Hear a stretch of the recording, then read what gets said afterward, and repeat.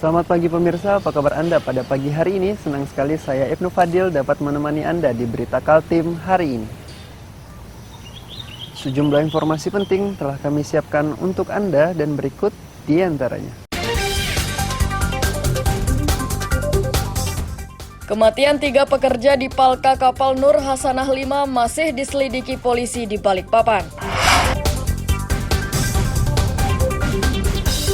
Jalan negara di pedalaman Kabupaten Mahakam Ulu rusak parah. Untuk melintas, pengendara harus berjuang ekstra.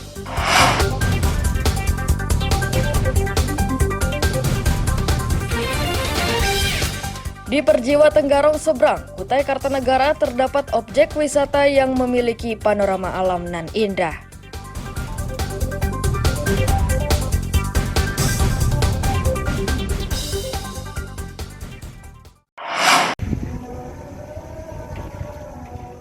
Kesatuan Pelaksanaan Pengamanan Pelabuhan atau KP3 Semayang Balikpapan Senin siang masih menyelidiki kematian 3 pekerja bernama Arif, Langkole, dan Lauzi di kapal MT Nur Hasanah 5 pada Minggu petang. Beberapa saksi mulai nahkoda kapal hingga agen yang memperkerjakan korban sudah dimintai keterangan oleh polisi. Sejumlah benda di sekitar lokasi kejadian sudah disita untuk dijadikan barang bukti. Peristiwa ini bermula saat Arif turun ke dalam palka untuk mengambil contoh minyak sawit. 2 rekannya bernama Langkote dan Lauzi menyusul turun ke dalam palka karena Arif tak kunjung keluar. Setelah 30 menit, ketiganya didapati sudah tidak bernyawa di dalam palka. Diduga ketiganya tewas karena menghirup gas beracun di dalam palka yang berisi minyak sawit. Jadi satu korban ini mengambil sampel ke bawah, nggak balik-balik. Korban kedua dan ketiga ini nyusul gitu. Tapi ikut juga menjadi korban karena ini kan gas. Mungkin ya proses kimiawi dari CPO ini jadi menimbulkan gas beracun yang membahayakan nyawa. Untuk penyelidikan kami sudah mintain keterangan dari beberapa saksi, baik dari nakoda kapal, terus tadi Pak Agung juga dari agennya, dan pihak-pihak lainnya. Ketiga jasad pemeriksa minyak ini dilarikan ke Rumah Sakit Bayangkara untuk diperiksa secara medis. Amir Hamzah dan David Purba melaporkan dari Balikpapan.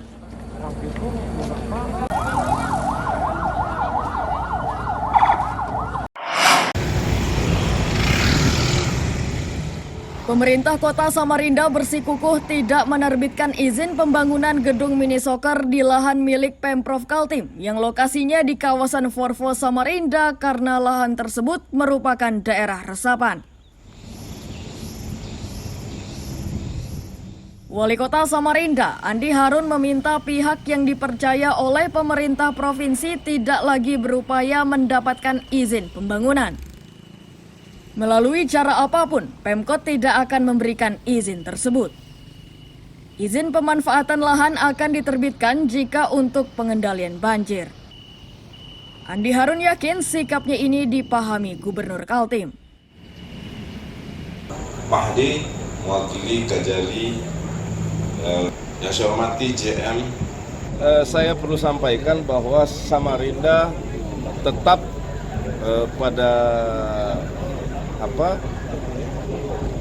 pada prinsip taat dan patuh pada zona peruntukan lahan di sana. Di sana adalah daerah tangkapan banjir, daerah kondisi rawan banjir, sehingga tidak boleh ada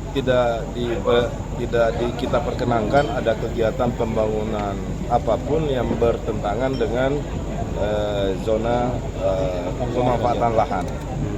Sementara aset tersebut adalah aset pemerintah provinsi. Kami berharap dan saya yakin Pak Gubernur akan setuju untuk kegiatan di sana adalah kegiatan infrastruktur pendukung sarana pengendalian banjir. Kenapa nekat melanjutkan? Sebelumnya, Andi Harun mendatangi lokasi pematangan lahan tersebut. Kepada pengawas lapangan, dia meminta alasan pemanfaatan lahan dan tujuannya. Sang wali kota akhirnya memerintahkan agar lahan tersebut disegel dan melarang aktivitas pembangunan tanpa izin dari pemerintah kota. Amir Hamzah dan Iswanto melaporkan dari Samarinda.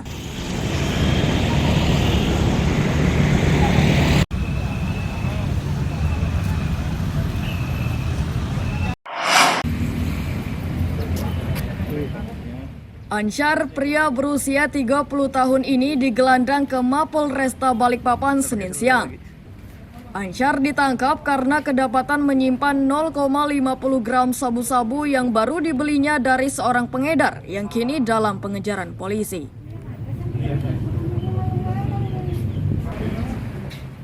Penangkapan Ansar bermula saat polisi melakukan patroli di kawasan Karyangau, Balikpapan Barat. Melihat polisi, Ansyar yang baru membeli sabu-sabu jadi gelisah. Karena mencurigakan, polisi akhirnya menghampirinya. Barang bukti tersebut ditemukan saat polisi menggeledahnya. Meski berdalih baru pertama membeli narkoba, namun polisi tidak percaya. Ansyar tetap digelandang ke kantor polisi untuk dimintai keterangan.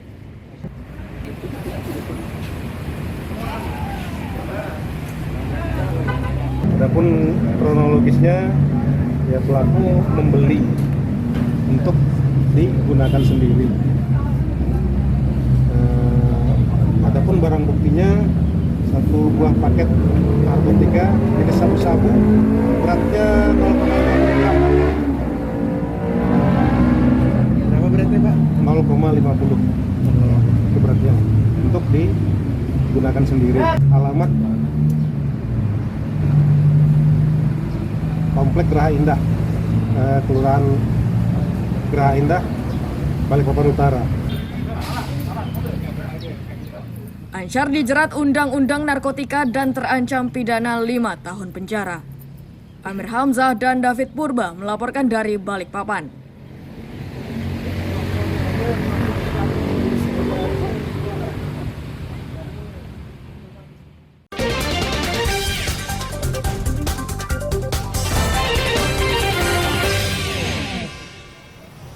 Masih bersama saya Ibnu Fadil, pemirsa Anda kembali menyaksikan 3 berita utama Kaltim hari ini.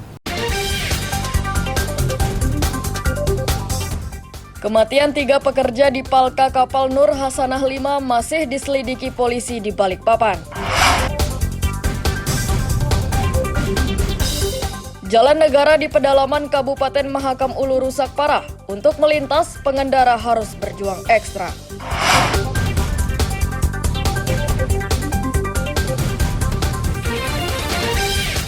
Di Perjiwa Tenggarong seberang, Kutai Kartanegara terdapat objek wisata yang memiliki panorama alam nan indah.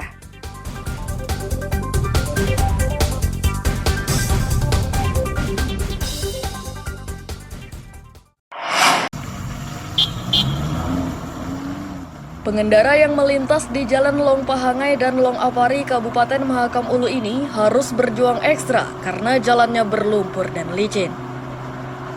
Meski sudah saling tarik antar sesama kendaraan, namun tidak mudah meloloskan diri dari jalan licin tersebut. Tak jarang mereka harus bermalam di jalan karena gagal melewati jalan licin tersebut.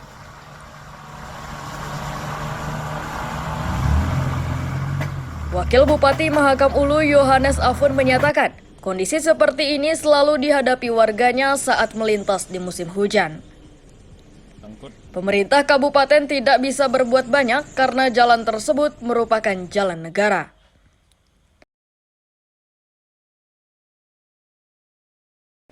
Untuk mengurangi resiko warga, Yohanes Afun meminta pemerintah pusat segera memperbaiki kondisi jalan ini agar bisa dilalui warga dengan aman dan lancar.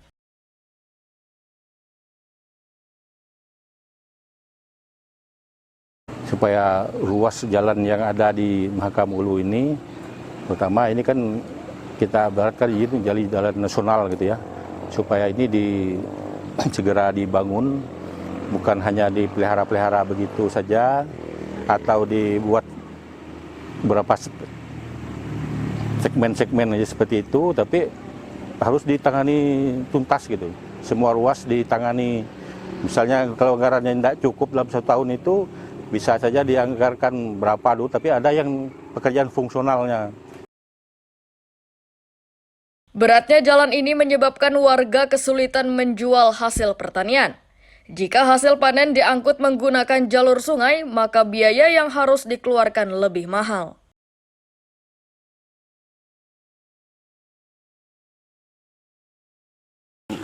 Yang perlu diperhatikan infrastruktur yang penghubung antara yang di jalan Trans Kalimantan ini harus dibaiki supaya dari hasil pertanian, termasuk ini kan kayak durian susah dipasarkan. Kalau ada jalan darat kan enak pemasaran dari kakao, pokoknya dari hasil, semua hasil lah.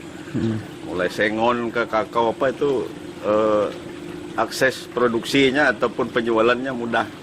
Lebih murah ya Pak? Ya, lebih murah ongkosnya. Kalau dari kapal kan mahal, Pak. Kalau istilahnya angkutannya. Selain jalan, warga Long Pahangai dan Long Apari membutuhkan jembatan agar saat pergi dan pulang mengangkut hasil pertanian, tidak lagi menyeberangi sungai dengan menggunakan mobil. Amir Hamzah dan tim liputan melaporkan dari Mahakam Ulu.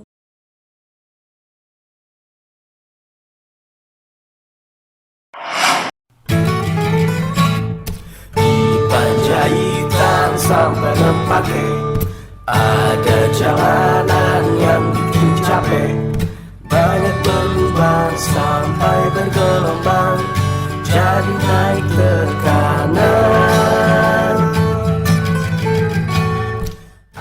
Lagu sindiran kepada pemerintah kembali dinyanyikan 2 pemuda di Samarinda bernama Dwi Putra dan Oji.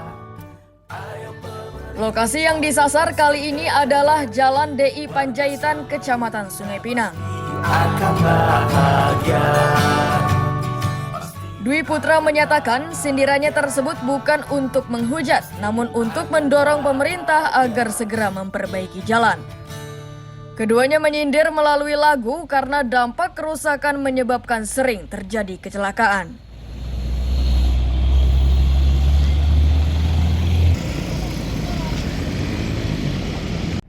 Alasan kami membuat konten di Jalan Panjaitan Kelempake karena di jalan ini akses untuk ke Bandara Samarinda. Gak lucu kan, ke Bandara Samarinda harus melewati jalan berlubang dan bergelombang. Dan bisa juga menimbulkan kecelakaan. Harapan kami pemerintah terkait segera ternotis ini dan memperbaikinya. Di lirik ini juga kami menitipkan semangat untuk pemerintah yang bunyinya, ayo pemerintah semangat kerjanya dan ayo pemerintah tuntaskan kerjanya. Seringnya terjadi kecelakaan di jalan rusak dibenarkan warga. Umumnya kecelakaan menimpa pengendara sepeda motor. Beberapa di antaranya harus dilarikan ke rumah sakit karena menderita luka cukup parah.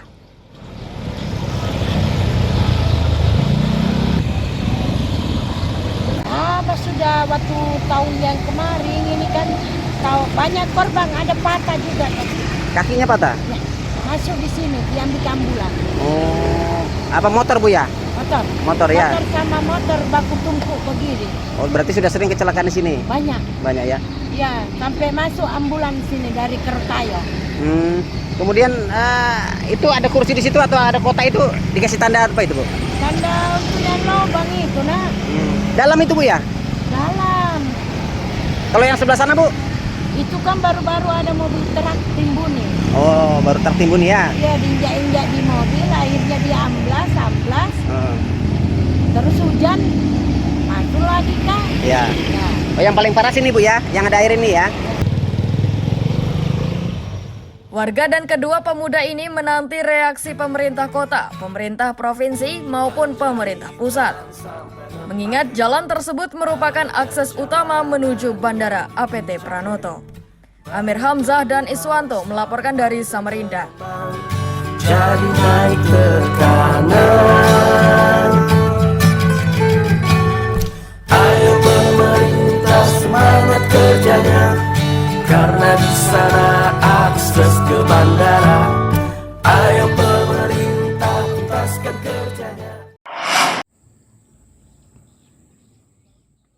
Bangunan mirip kolam yang sudah dipenuhi semak belukar ini merupakan instalasi pengolahan lumpur tinja atau IPLT. Hanya saja proyek yang dikerjakan melalui APBN itu hingga kini belum dimanfaatkan. Akibatnya, IPLT yang lokasinya berdekatan dengan tempat pembuangan akhir sampah Bujangga Tanjung Redep Berau terlihat kumuh karena tidak dirawat. IPLT merupakan salah satu upaya terencana untuk mengolah tinja agar tidak mencemari lingkungan dan mengganggu kesehatan warga. Dinas Pekerjaan Umum dan Penataan Ruang Kabupaten Berau menyiapkan anggaran khusus untuk pembuatan IPLT. Akan halnya IPLT yang sudah ada, Dinas PUPR Berau tidak mengetahui mekanismenya karena IPLT tersebut dikerjakan melalui APBN.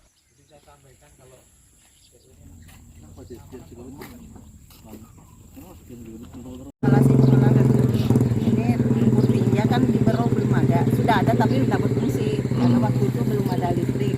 Jadi untuk tahun ini rencana ada pembangunan instalasi PLT di kami ditunjukin data di sini lokasinya sama Bapak. Insya Allah tahun ini kami sudah bisa laksanakan pembangunannya di lokasi sini. Berapa hektar yang disediakan, Pak? Yang kami perlukan sekitar 1,5 hektar, tapi kalaupun nanti lokasinya tidak sampai 1,5 hektar, kami bisa menyelesaikan nanti. Untuk pelaksanaan pembangunan tahun ini, Bu, ya? Iya.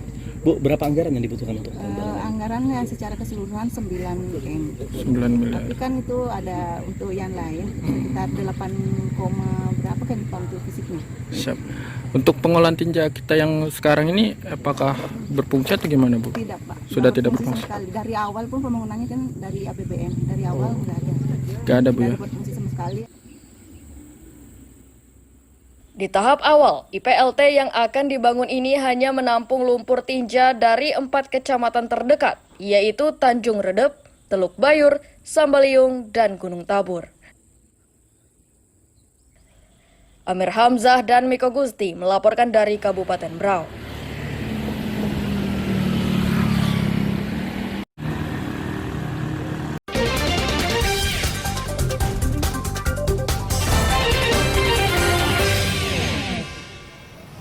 Masih bersama saya Ibnu Fadil, pemirsa Anda kembali menyaksikan 3 berita utama Kaltim hari ini.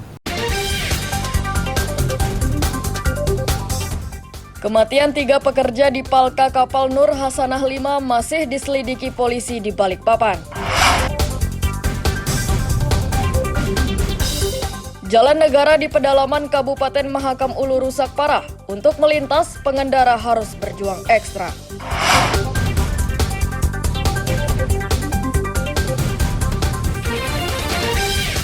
Di Perjiwa Tenggarong seberang, Kutai Kartanegara terdapat objek wisata yang memiliki panorama alam nan indah.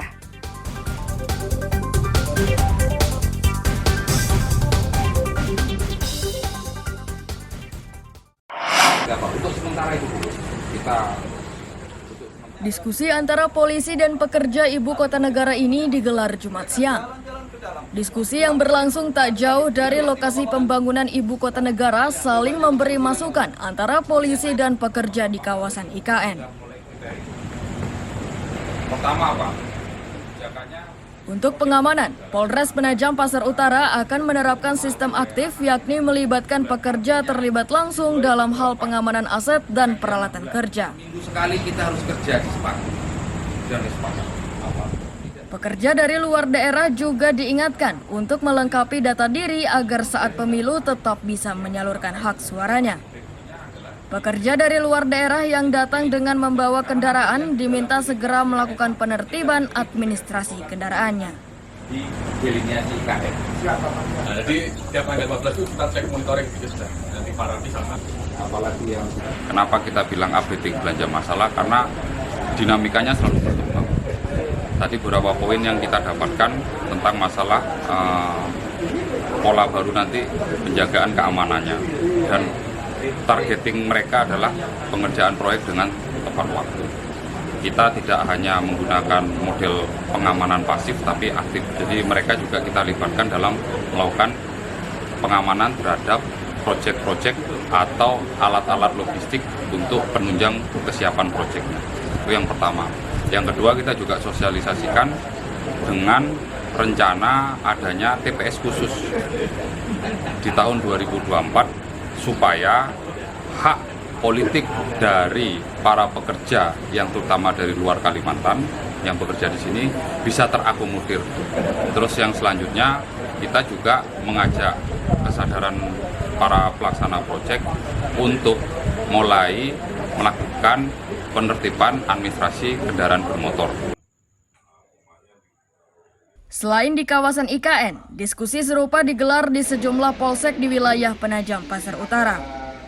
Tujuan diskusi mendapat masukan dari masyarakat agar tingkat keamanan di masing-masing kecamatan lebih meningkat. Amir Hamzah dan tim liputan melaporkan dari Penajam Pasar Utara. Di pohon itu biar tidak bisa tiang gitu. Angka kemiskinan di Kabupaten Berau masih terus dipantau oleh pemerintah pusat hingga 2024 mendatang. Itu karena di tahun tersebut, pemerintah pusat menargetkan angka kemiskinan ekstrem di semua daerah harus 0%. Berdasarkan data Badan Pusat Statistik, angka kemiskinan tahun 2022 di Kabupaten Berau menurun dibanding tahun sebelumnya. Jika sebelumnya penduduk miskin berjumlah 13.620 jiwa, kini turun menjadi 13.310 jiwa. Berdasarkan data tersebut, Berau berada di peringkat 7 se-Kalimantan Timur.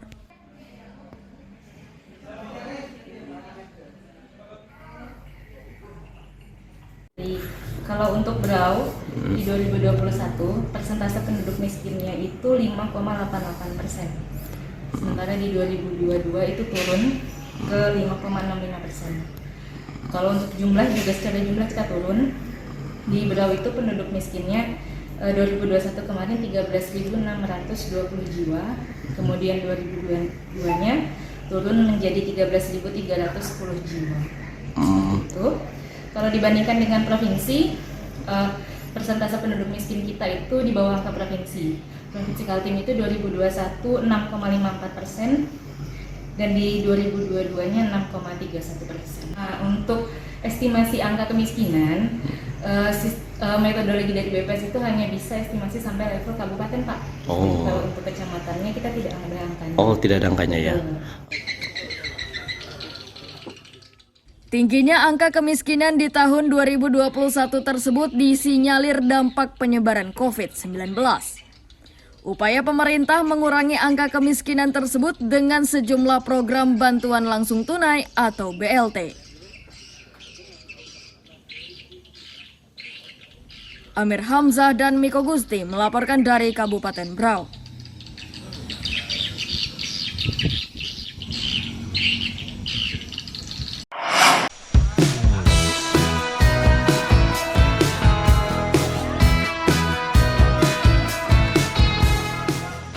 Sejuk, asri, dan menyegarkan. Begitulah suasana di objek wisata Desa Perjiwa Tenggarong Seberang, Kutai Kartanegara. Sejuk dan segar karena di objek wisata ini tersedia kolam cukup luas dari air terjun alami. Asri karena sekelilingnya dipenuhi pepohonan yang tumbuh secara alami. Suasana segar di objek wisata ini akan makin terasa saat pengunjung mengelilingi kawasan tersebut dengan perahu. Jika beruntung, di sepanjang perjalanan itu pengunjung bisa melihat dari dekat berbagai satwa, mulai burung hingga bekantan di alam bebas. Setiap akhir pekan atau hari libur nasional, objek wisata ini senantiasa ramai. Bagi pengunjung yang ingin menginap, sudah disiapkan gazebo yang bisa ditempati secara gratis. Bahkan, bagi pengunjung yang ingin tidur di tenda, pengelola sudah menyiapkan lokasi khusus.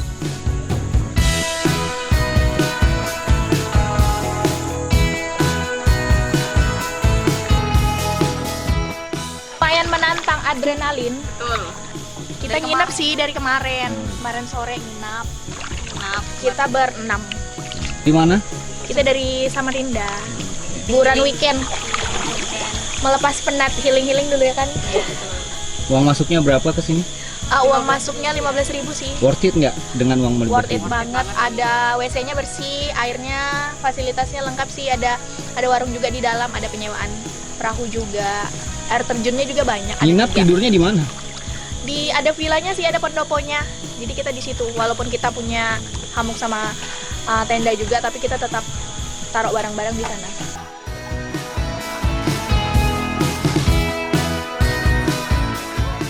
Pengelola menyatakan kunjungan semakin meningkat saat penyebaran COVID-19 mereda.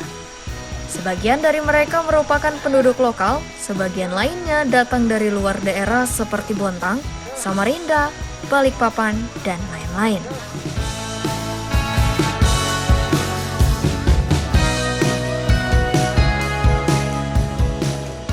Ya yang penting itu ya hari libur lah.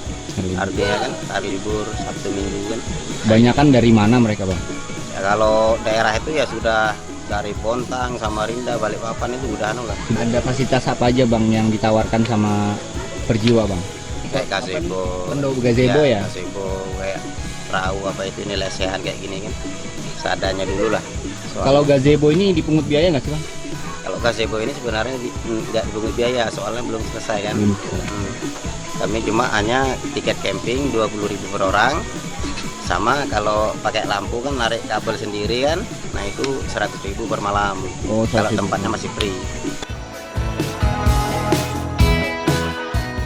Nah, bagi Anda yang hari-harinya dipenuhi berbagai aktivitas, tidak ada salahnya jika sekali waktu menikmati kesegaran alam dengan berwisata di tempat ini. Amir Hamzah dan tim liputan melaporkan dari Kutai Kartanegara.